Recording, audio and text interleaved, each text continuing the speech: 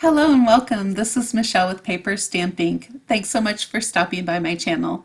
Today I'm going to share with you some projects made using circle dies. I just had a lot of fun with different designs and I hope that inspires you. Before we get into the project, if you are interested in all things paper crafting and you want to see more tutorials, make sure you hit that subscribe button down below and ring the bell so you get notifications of future projects. So I had the 4 stitch dies that I used, and I did go ahead and use some washi tape to hold those together so that I made sure that I had the same dimensions all the time, so the same gaps in between there. So that's something important. If you're going to be doing this technique, you want to have all of them matched up, and then I picked 6 different colors. I just love the nice bright colors to use on today's projects.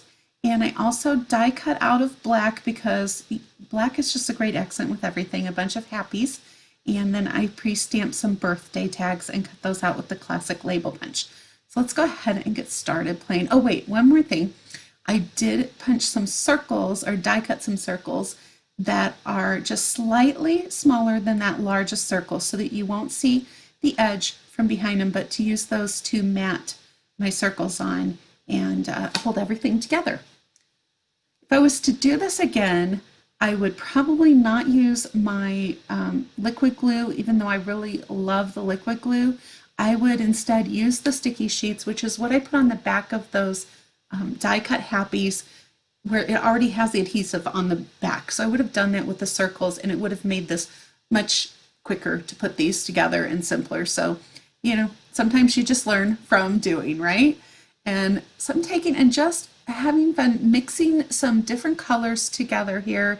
I did some of them with all sorts of colors from the whole palette, and then I played around with doing some with just the warm colors and some with just the cool colors. So this one I'm just going to use 2 of the colors in the combination there, so keeping it a little bit simpler. And I'm going to just do one more here, and then we'll go ahead and jump to the completed ones because you don't need to keep watching me do this, but it's helpful as you get a little further in as well to just kind of lay them all out before you get too far so you don't end up with maybe all of one color or one color and only one circle of another color. So I did that after I got these first 3 done. I kind of laid them out and decided what I wanted to do. And then I didn't want to put some of the circles together. Instead, I wanted to play with putting them on the card itself. And so I just am playing around with placement here, and I really like to have things go off the edge of the card. I think that it adds a lot more interest when everything's not just all centered and bunched up in there. So I'm going to put those on, and then I'm going to set that aside and let it dry before I come back and cut those pieces off. And we're going to do a second panel with that. And I apologize for getting a little low on the camera angle there, but we'll bring them back up so you can see those before the video is done. I'm just trying to not get glue everywhere, but get enough to adhere those all on. And this one I had fun using kind of those blues and greens.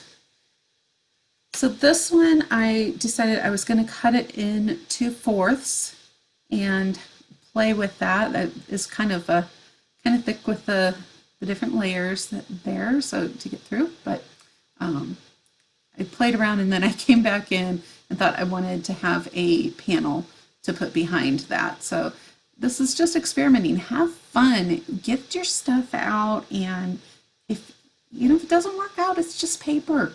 But usually enough fiddling around, and you're going to get something you're going to enjoy. So I decided to make this a square card because I just thought that would fit these little quarters of the circle a lot better. And so I cut that down to a 4x4 panel, our card base, and the panel is 4x4 as well. And then I'm just going to put those corners, I got a little bit of edge I needed to trim off there. I'm just going to put those pieces in each of the corners there. So making that really simple. And I'm going to bring in some of those pre-stamped images and the die cut that was already cut. When I'm doing dies like that, I like to just do a whole bunch of them as long as I've got my adhesive sheets out, and I'll do the entire sheet all at once, and then I'll just keep these in a little container that I have on my desk if they're phrases that I'm going to use a lot. And happy birthday is one that I'm definitely going to be using quite a bit, so I like to have those just ready to go. Just a little tip for some quicker crafting for you. And then I'm going to use the adhesive strips, the double-sided foam strips, to put that birthday on there. And there's our first card completed.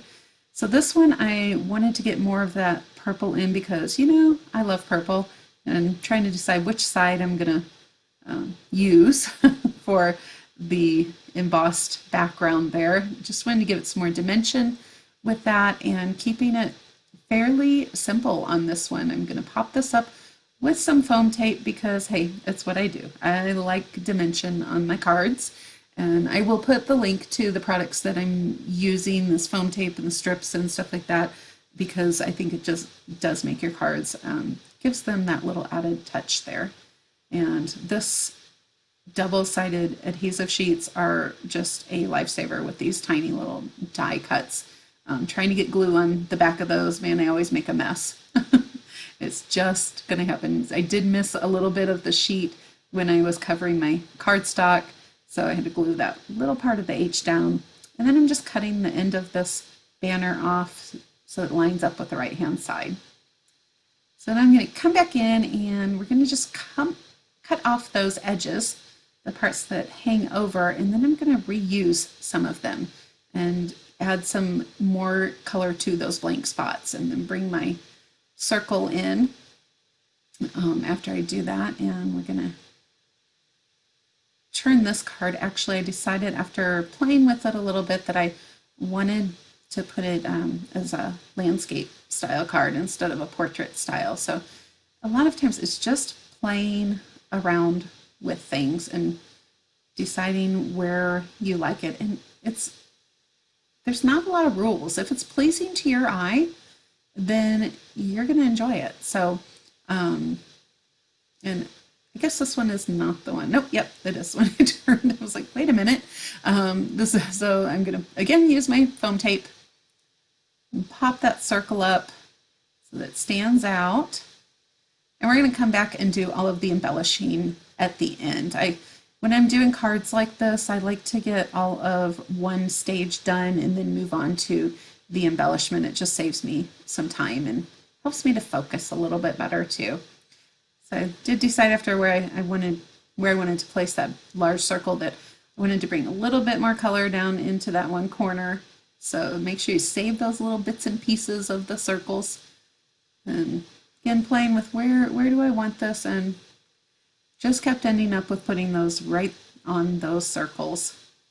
And I actually did not use any foam tape to put the birthday one on this time because I had the foam behind the circle.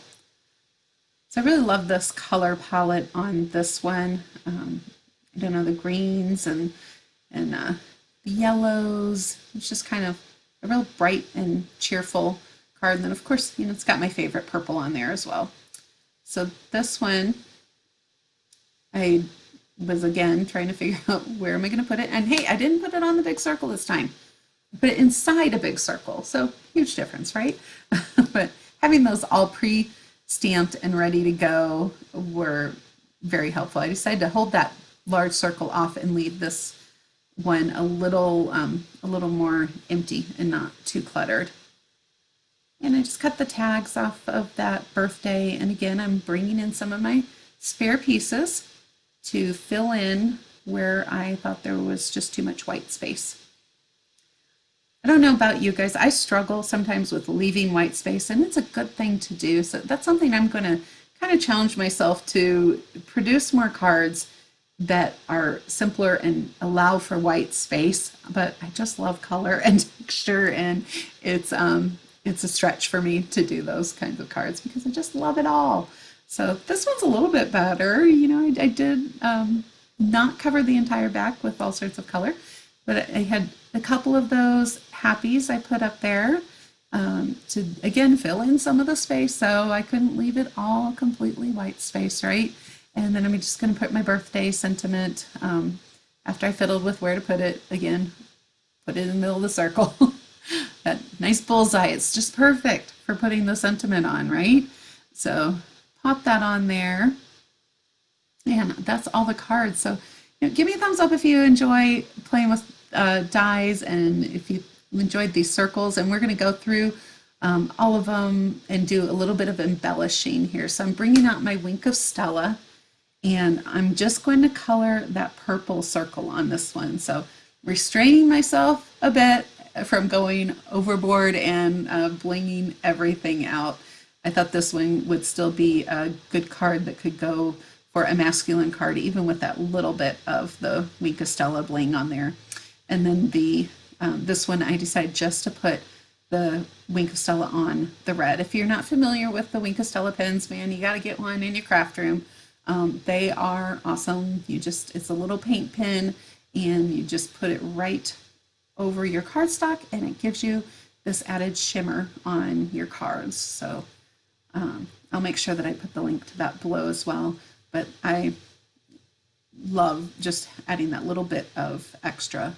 Especially if I don't want to add a bunch of dimensionals, if I'm trying to keep a card a little bit more flat, it can give me that extra texture. So I just brought in some of the enamel dots for that one, and this one I decided I'm just going to leave it the way it is.